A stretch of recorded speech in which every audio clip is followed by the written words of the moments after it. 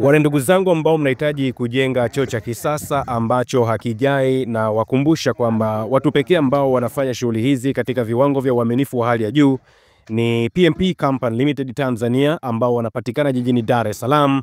Kwa hiyo kwa wale ambao mmechoka kutapisha choo, kuita gari ya kunyonya uchafu, kutumia gharama nyingi kwa ajili ya kusafisha choo, wapigie sasa hivi PMP Company Limited kwa simu namba 0768643243. Na uzuri wa PMP Company Limited ni kwamba ukishawapigia simu wanakuja kusurvey eneo, na baada hapo watakushauri aina gani ya shimo la kujenga kwa gharama za namna gani. Sasa PMP Company Limited wanapeleka moja kwa moja nchini Ukraine, ambapo Ukraine imeripoti mashambulizi makubwa ya Urusi usiku kucha. Hii ni kwa mujibu wa taarifa ambazo zimetolewa. Mashambulizi hayo yanadaiwa kutekelezwa na Urusi na yametokea baada ya Moscow kuahidi kulipiza kisasi kufuatia uvamizi wa ndege zisizokuwa na rubani drone uliofanywa na Kyiv dhidi ya vituo vya anga vya kimkakati vya Urusi. Maafisa wa Ukraine wamesema kwamba Urusi ilianzisha mashambulizi ya makombora na ndege zisizokuwa na rubani mfululizo, hii ikiwa ni mwendelezo mawimbi ya mashambulizi katika miji mikuu ya Ukraine ikiwemo Kyiv pamoja na miji mingine nchini humo usiku wa kuamkia Ijumaa. Wizara ya Ulinzi ya Urusi bado haijatoa tamko rasmi kuhusu tukio hilo, kama ni kweli hayo ni mashambulizi ya kulipiza kisasi kama alivyozungumza Bwana Vladimir Putin, au hayo ni mashambulizi ambayo yalikuwepo kwenye ratiba zao za Urusi.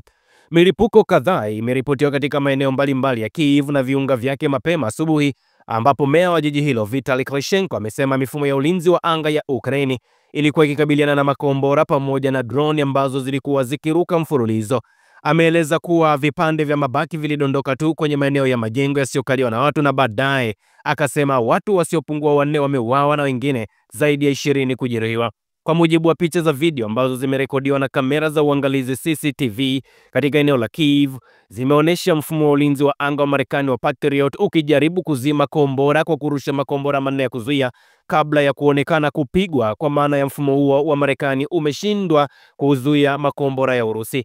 Mifumo ya Marekani ifahamike iliyopo pale nchini Ukraine ni kama vile Patriot PAC-2 pamoja na Patriot AC-3 ambayo yenyewe imekuwa ikirusha makombora ya kuzuia mashambulizi ya adui, ambapo Urusi wamekuwa wakitumia makombora makubwa kama vile Iskander, ambapo mashambulizi hayo hadi hivi sasa yanatajwa kuwa ni mashambulizi makubwa tangu mwezi wa 6 uanze, kati ya Ukraine pamoja na Urusi wakiwa katika muda wa kukaa kwenye meza mazungumzo.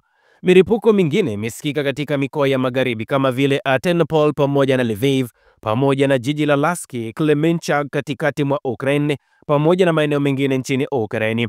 Video nyingine zimeonyesha wazi kwenye mitandao ya Ukraine zimeonekana kuonyesha matokeo ya mashambulizi hayo, ingawa maeneo halisi ya vituo vya vimelengwa bado hayajawekwa hadharani. Wizara ya Ulinzi ya Urusi bado haijatoa taarifa rasmi kuhusu tukio hilo. Moscow imekuwa ikifanya mashambulizi ya mara kwa mara kwa kutumia drone na makombora dhidi ya miundombinu ya kijeshi ya Ukraine, wakisisitiza kwamba operesheni zake haziwalengi raia na kuilaumu Kyiv kwa kuweka mifumo ya ulinzi wa anga katika maeneo yenye wakazi wengi. Kwa hiyo Urusi wamefanya mashambulizi hayo, lakini wakati Urusi wakiwa wamefanya mashambulizi hayo, na wenyewe wa Ukraine bado wameendelea kufanya mashambulizi, ambapo mnakumbuka Jumapili iliyopita ndege zisizokuwa na rubani za Ukraine zilishambulia vituo kadhaa vya anga vya Urusi katika mashambulizi ambayo yaliratibiwa dhidi ya miundombinu ya mabomu ya masafa marefu yenye uwezo wa kubeba silaha za nyuklia, ambapo baadaye Moscow ilisema kwamba droni nyingi zilidunguliwa bila kuthibitisha hasara hiyo. Kyiv pia imelenga maeneo ya kiraia, ikiwa ni mwendelezo wa mashambulizi kwenye miundombinu ya reli, ambapo watu wasiopungua 7 waliuawa na zaidi ya 120 kujeruhiwa, tukio ambalo Moscow imesema ni tukio la kigaidi. Sasa akizungumza na rais wa Marekani Vladimir Putin, alimwambia Donald Trump kupitia simu Jumatano kwamba Moscow italazimika kulipiza kisasi mashambulizi ya aina hayo, na watatumia silaha za aina yoyote ambazo wao wataona zinafaa kufanya mashambulizi. Sasa leo tarehe 6 mwezi wa 6 tumeona Ukraine wamefanya mashambulizi mengine, ambapo treni za diesel zimepata ajali asubuhi katika mkoa wa Belgorod, Urusi, baada ya kifaa cha mlipuko kilichowekwa chini ya reli kusababisha uharibifu katika njia, kwa mujibu wa Gavana Vyacheslav Gladkov. Tukio hili linajiri siku chache tu baada ya kile ambacho Moscow ilikitaja kama mashambulizi ya kigaidi mawili ya Ukraine dhidi ya miundombinu ya reli katika mkoa wa Bryansk pamoja na Kursk, ambapo watu 7 waliuawa kama ambavyo nimekuambia. Kwa mujibu wa taarifa za awali, hakuna mtu aliyejeruhiwa kutokana na mlipuko huu ambao ulilenga reli. Usafiri wa treni ulisimama kwa muda wa saa 2 na dakika 5, lakini sasa treni zote zinaendelea na safari zao kama kawaida. Gladkov aliandika kupitia chapisho lake kwenye ukurasa wa Telegram.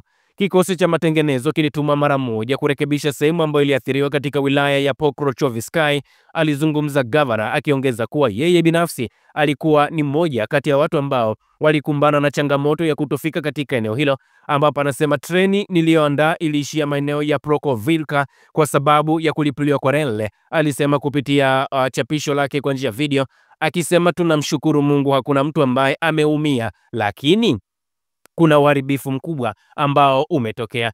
Jumatano iliyopita tukio kama hilo lilitokea pale nchini Ukraine ambapo walifanya mashambulizi kwa Urusi. Sasa niweke nukta hapa kwenye ripoti moja ambayo imezungumzwa na Bwana Vladimir Putin, ambapo amesema utawala haramu wa Kiev unageuka kuwa shirika la kigaidi, ambapo amesema vitendo vya kigaidi vya hivi karibuni ambavyo vimetekelezwa na Ukraine dhidi ya Urusi ni matokeo ya maamuzi yaliyofanywa na uongozi wa kisiasa wa Kiev, amezungumza Bwana Vladimir Putin.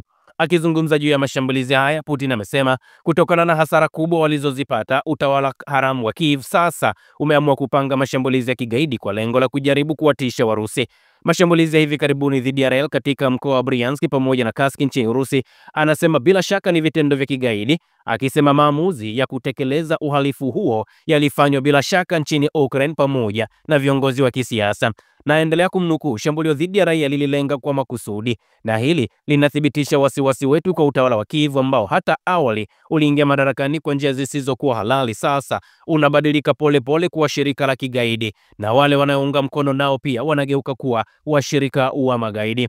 Anasema leo hii huku tulikumbwa na vifo vingi, na hii imetufanya tukarudi nyuma katika mstari wetu wa mapambano. Viongozi wa Kiev wameanza kupanga mashambulizi ya kigaidi ili kujaribu kuwatisha Warusi, anazungumza Vladimir Putin.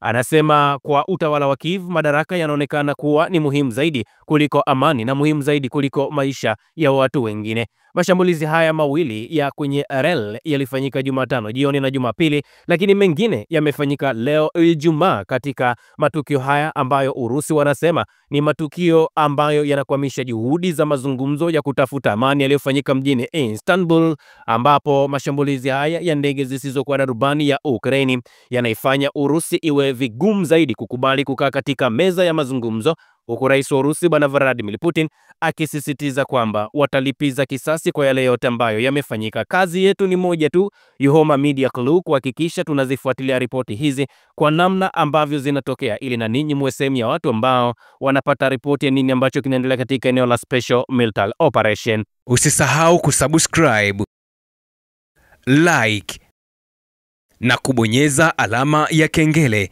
Asante.